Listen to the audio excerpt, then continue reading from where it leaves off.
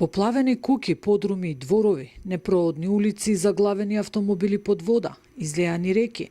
Ваква е сликата во Охрид по обилните врнежи од дожд. Дел од граѓаните божикните празници ги поминаа будно исправувајќи се со невремето.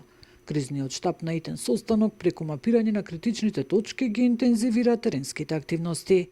Наврнато огромно количество на дожд, најмногу во Охрид во Македонија, околу 60 литри на метар кубен, и представува сериозен предизвик. И ова снег што заврна Сабајлево до одредена висина планините ќе представува сериозен предизвик во наредните 24 часа. Најголем проблем, без исклучок, кој што го создават е Коселска река и она кое што надоаѓа од Дебелополе по каналите.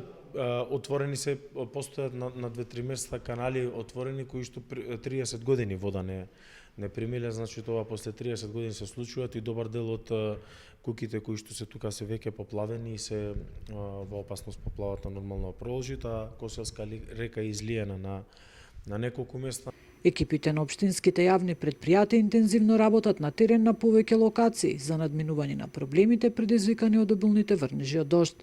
Уште еден проблем има кај населбата Рача, кај булеварот, поврзано со патниот правец према Охрид е сериозно поплавен, па ќе се проба со некакви бразди во зелениот појас да се среди сето тоа, така да предизвик голем ке во наредните 24 часа.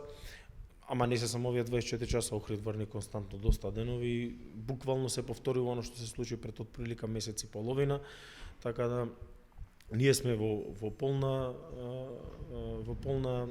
снага како кризен штаб. Од општина Охрид велат дека состојбата постојано се следи и апелираат граѓаните да избегнуваат движење низ ризичните подрачја и навремено да пријавуваат критични состојби до надлежните служби. Нина Аритоновска, Сител телевизија.